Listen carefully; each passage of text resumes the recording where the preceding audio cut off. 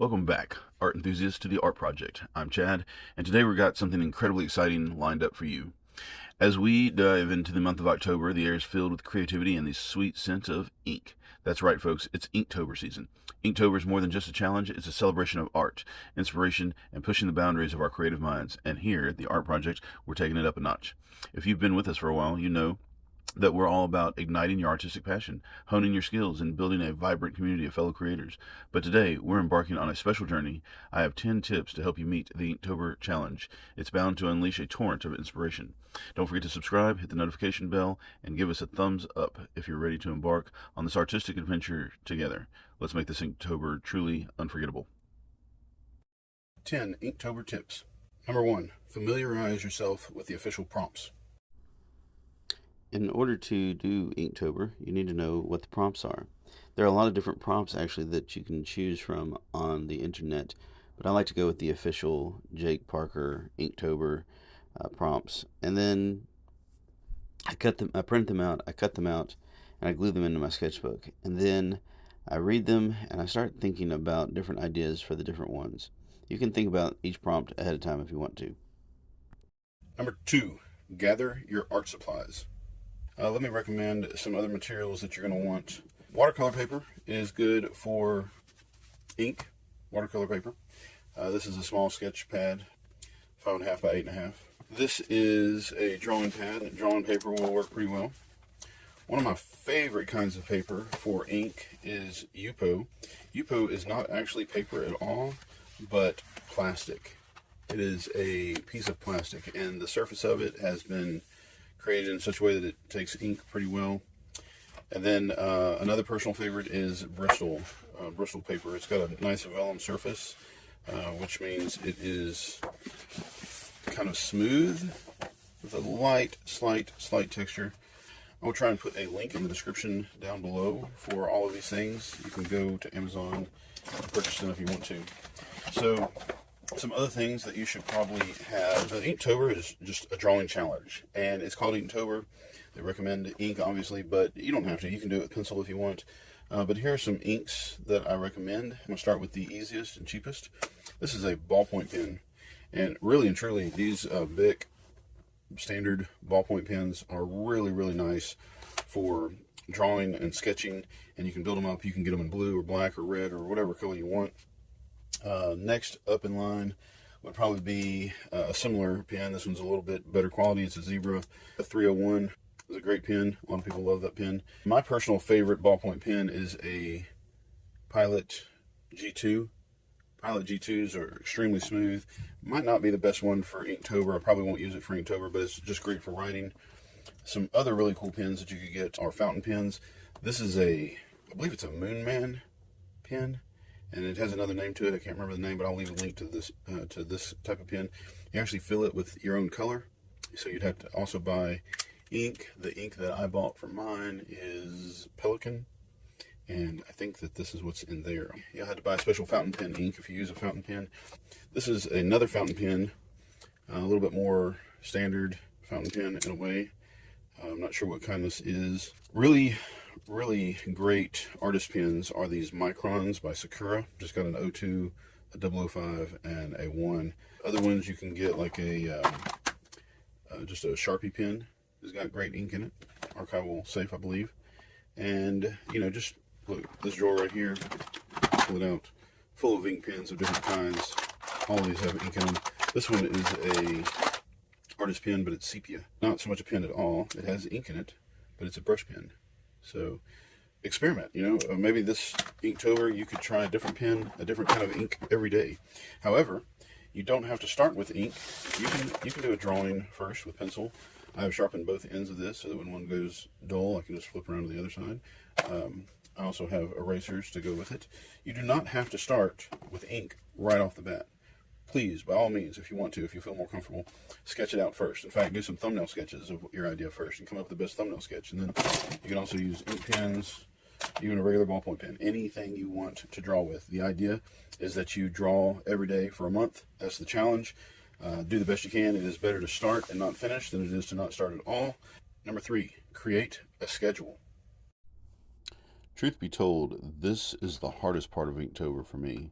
My schedule is already so full that carving out time to do a special drawing for Inktober is really difficult.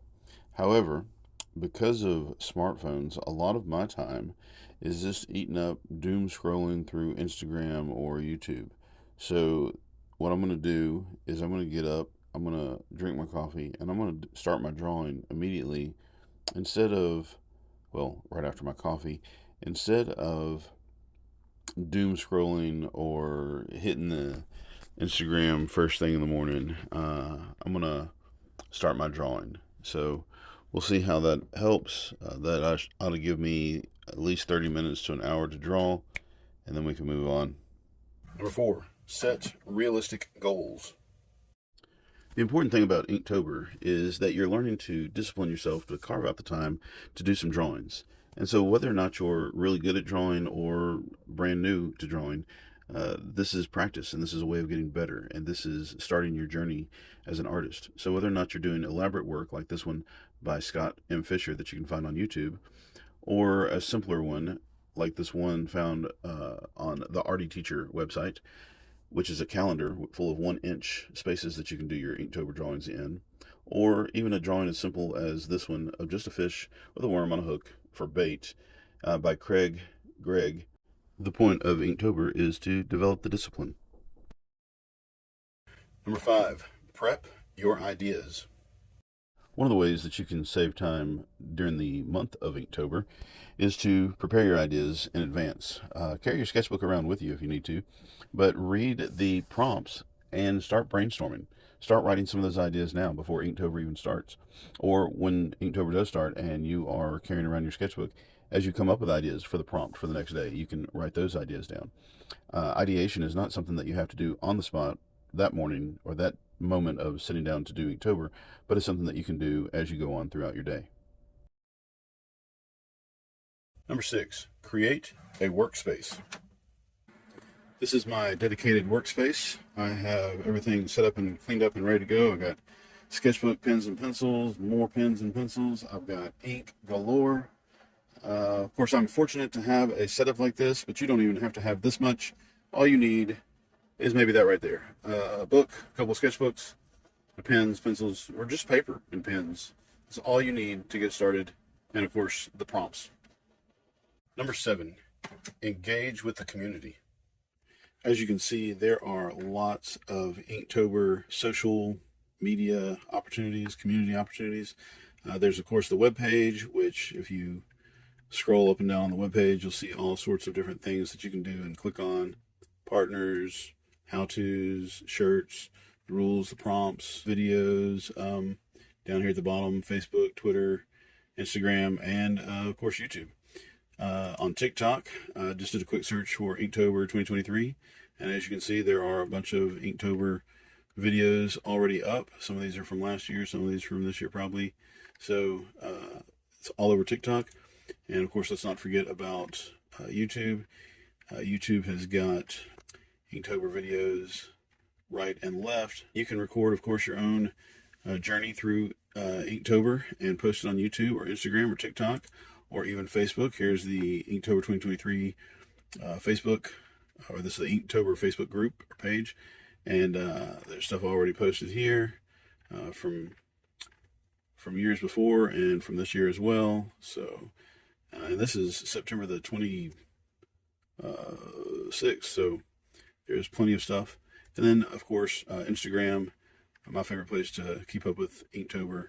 There is stuff there. And look, this is the Inktober 2023 tag page, whatever you want to call it. And if you type in the search bar, you get other hashtags for Inktober, Inktober 2023, just Inktober, Inktober drawing, Inktober prompts, Inktober everything. So no end to the social opportunities that you might have. The community online is ever present. Number 8, stay inspired. So you also need to stay inspired. Stay motivated through the month. You need to seek some inspiration from various sources. Follow artists whose work you admire and explore different art styles. And don't be afraid to step out of your comfort zone. This video you're watching right here, this is Scott M. Fisher. He is doing a pen drawing. This is a ballpoint pen and an antique ledger. He is just like hashing it out right here on the page, diving right in. And I absolutely positively love Scott M. Fisher and his work. And then he's going to follow this up using some FW acrylic ink, paint some of this in, and it's just beautiful. This inspires me. You find what inspires you. If you one day wake up and you can't do Inktober that day, it's because you don't have the inspiration. And you can't really wait on inspiration. You can just sit right down and start working. But if you want to look for it, look online. Look on YouTube for it. It's there. Number 9, embrace mistakes. Another thing that you need to do is embrace your mistakes. I have right here in front of me the 2019 stack of Inktober drawings that I did. The easiest thing I can tell you is that if I quit because of mistakes, I would not have all of these to show our mistakes. And I can point out a couple of them to you as I go, but you're not going to see them. And you're going to think I'm silly for pointing them out. Like this part right here really kind of goes up too far. Should probably be a little bit further down here. Little things. You know, and I'm being a little bit nitpicky because I can't remember it. Like I can't really remember them because I've embraced them. You know, I don't remember mistakes. Here's one right here. You can see where I was drawing this line, and I went further than I could have or should have, and I couldn't do anything about it because it's pinned. So I just left it. This is skinnier on this end and wider on that end. Same thing right there. There's a really wonky looking block. Right here, you can see where I kind of did a double line that I didn't really need. And I mean, there's lots of mistakes. This is maybe the easiest one to find. Here's a bunch right there. Look at all those mistakes in that I did. I drew the chin and then realized I really needed a block there and drew this on top of it. But like I said, I've embraced my mistakes, and I don't quit when I make a mistake because I put a lot of work into it to begin with. I don't want to just like make a mistake and then quit and have all that work go to waste. On the other hand, sometimes I do make a mistake and it's so bad that I have to start all over again. And number 10, reflect and learn.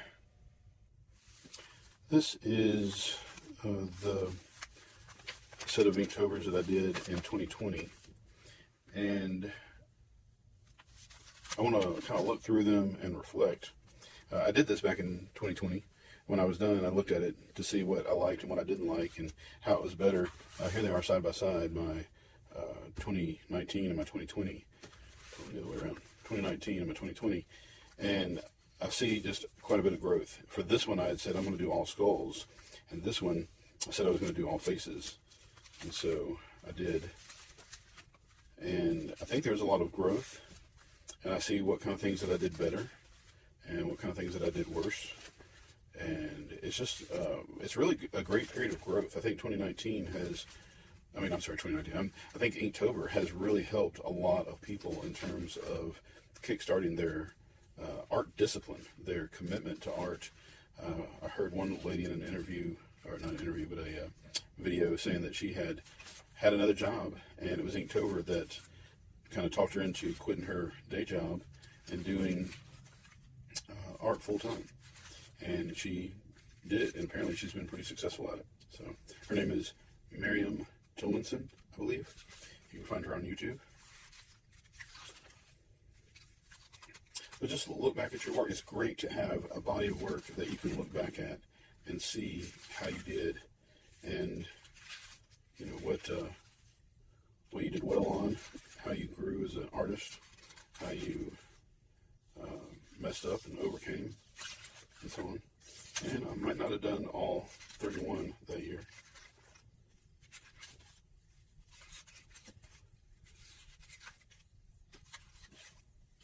There we go. So look back, reflect, and review your progress and identify what you've learned and consider how you can continue to incorporate those lessons into your ongoing artistic practice. Do not let anything stop you from making art. Just make things. Do not get so caught up in this that it stops you from making art. Or if you need to, make art about this, but never stop making things.